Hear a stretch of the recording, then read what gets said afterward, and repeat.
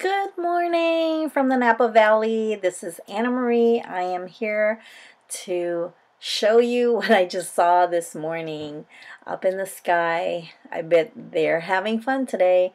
And this is early this morning, about 7 o'clock.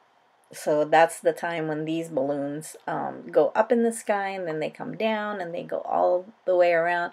Guys, if you come to Napa Valley, per person, this ride is about $200. So, I don't know, $200 to risk your life. I'm scared. I don't do this, but you guys might be a little bit more bolder than I am. But this is awesome to look at in the morning sky when I first wake up in the morning, go out and all these people waving at me. Hey guys, welcome to my channel. I'm here to talk about this Kalanchoe maternity. It is also called Mother of 1,000. The reason why it's called that is because if you see these little guys over here that are the babies, there's like 1,000 of them. So the first thing that I did when I first got this, I ordered this plant through online. And when I got it, all of these little stems right here were empty, or they didn't have the babies. But yet, like in the package, all the babies were everywhere. So it was packed that way, or they just started falling off during shipment. So I figured, I didn't even know where these little guys came from because all of these stems and all the leaves were just stripped off of the babies that they had. So what I did was I put them in a pot with soil and everything, and I figured something might happen, and I didn't know what it was. So I put them in these little plastic things, and look at them now. They are just progressive. This is how they came in. These are now the babies that fell off of this plant that was just all around the table that I had it on. However, when I came back from vacation, it seems like they were bending down, I think from being so top heavy. So I put the chopsticks, or my husband put the chopsticks there to just prop them up. But however, I think that it has run its course how tall they're going to be from this pot that it's in. It looks like it's overgrown from this pot, so that's why they were bending. But then all of these little stems are also bending, and I don't really know what's going on. So I did some research, and I found this article where they were talking a lot about the mother of 1,000s, and it seems like they could bend like this. So now I'm gonna just remove this chopstick because I'm just gonna let nature take its course. But I will probably cut the top off because this is getting so progressive right here. I don't know. I must be doing something right because they're just growing so much. And I will take you back to the day that I received this in the mail. Okay, I just got this in the mail. I'm so excited. This is my 40 cuttings that I ordered on eBay.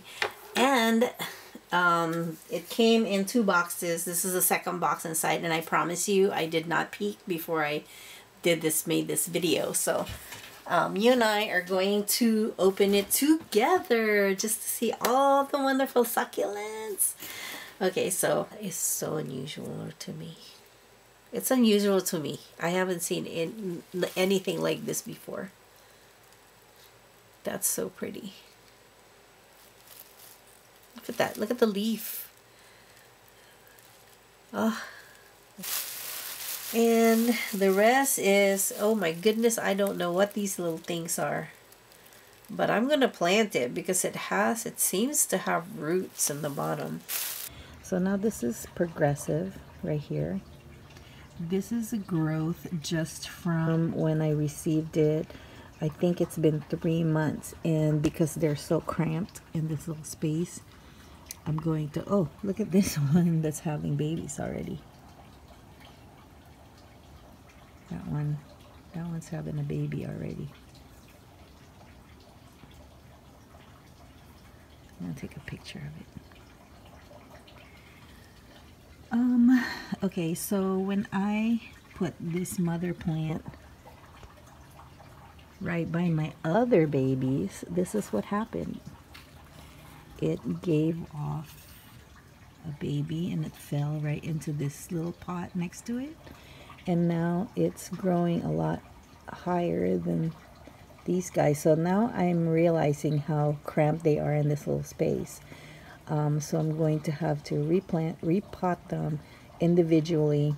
And I don't know, I probably will sell them next week in my garage sale or something.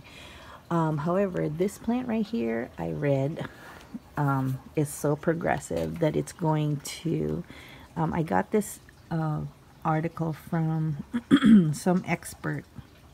Her name is Angela Carson, and it's under davesgarden.com. And she's saying, I'm just going to read it off to you. I've never seen a Kalanchoe digramontiana flower, though as I researched it for the article, I learned that they occasionally send up an umbrella-like stalk with clusters of downward-facing pink or purple bell-shaped flower, which is cool. These flowers, however, do not reproduce viable seeds. As with many succulents, the bloom appears to be the last grass before the plant dies, often in the autumn. There are several pictures of the bloom submitted by Dave's Garden members available to the plant files entry, which is available by clicking here. If you guys want to know more about this, just go to davesgarden.com. It has chock full of information there because they've been in the business for so long. When I looked up the plant in the plant files, I was surprised to see many negative ratings associated with this prolific tendency to spread. Apparently, I am fortunate that I live in a climate cold enough in the winter to require me to keep my Kalanchoe in a pot indoors. So guys, this kind of plants, if you don't want it to get progressively overtaking your garden, you should keep it in a pot. Especially when you live in a warmer climate, this is probably going to thrive. But look how pretty they are. Look, I just love the leaves. Look, I just love this variegated color right here. And then it goes on. Apparently, I have limited space, so mine tends to be relegated to a fairly small pot that doesn't give it much encouragement to grow rapidly. It resides in a clay pot in succulent potting soil with fairly sharp drainage. Sharp drainage meaning when you water it goes straight down the hole. I've noticed new sprouts popping up in other pots, which is this guy right here.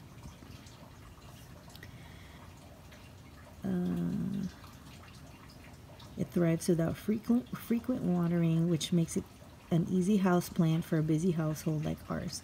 Even with my benign neglect, I noticed new sprouts popping up in other pots where they've dropped from the mother plant.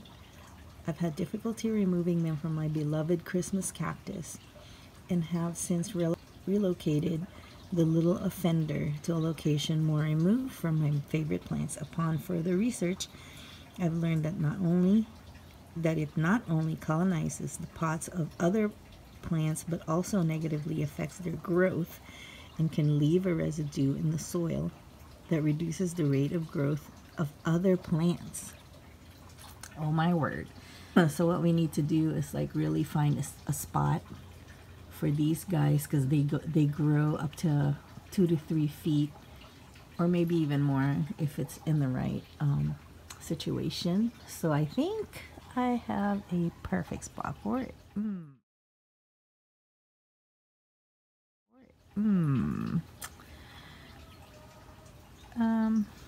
Also, another important information is that when planted outdoors in a more temperate climate, however, the plant ceases to be cute and becomes a terribly invasive thug. Given its ideal warm, somewhat dry growing conditions, which is good here in Napa Valley, the plant can shoot up to 3 feet, which is perfect. Approximately 1 meter tall and drops plantlets at an alarming rate. Each new plant then forms scores of plantlets across each of its leaves, compounding the problem, if not eradicated quickly. It has been listed as a noxious invasive in many arid areas worldwide, including Texas, Florida, and parts of California in the United States and Puerto Rico, Australia, Venezuela, South Africa, and parts of the Caribbean, among others. So if you're in a warmer climate, this guy is apparently the best suited for that kind of climate. Even in my climate limited houseplant environment, I've discovered another cause for concern. Okay, this is important, guys. Listen. I had decided to move my Kalanchoe to the kitchen as it seemed to be yellowing and shriveling a little in cool conditions of our sunny enclosed porch during the winter months. I set it on the north-facing kitchen window, where I did indeed begin to return to its former rich green color. My husband noticed, however, that the plantlets were dropping from the leaves and landing in our dog's bed below. He asked if it was dangerous if she would happen to eat one. When I looked it up, I was alarmed to see that all parts of the Kalanchoe is in fact highly toxic. So guys, be careful around your kids and your animals if they're around this plant. If they like to eat stuff from the ground, my dogs fortunately do not. If it's not coming from my hands, they would not eat it. So it contains a cardiac glycoside degramontianum. I don't know if I said that right, but which can be fatal for small children and pets. So exercise extreme caution. So if you decide to grow this plant in the wild, it presents a very real danger to grazing livestock and wildlife. Once I knew of its toxic properties, I decided it was safer to keep behind closed doors on the chilly enclosed porch where my pets wouldn't be able to access it. I had to choose between losing a plant or losing a pet. The plant would have to go, and I agree. So that is your get to know this beautiful Kalanchoe. Sometimes beautiful can be dangerous. That goes for humans as well. But this is beautiful. And that's it, guys. Thank you so much for listening and watching. If you happen to have this type of plant, now you know a little bit more about it. Do your research. Find out what's with your plant. Get to know them so you know how to take care of them. And happy succulenting, and please like, subscribe, and comment below. And I love you guys. I'll see you later.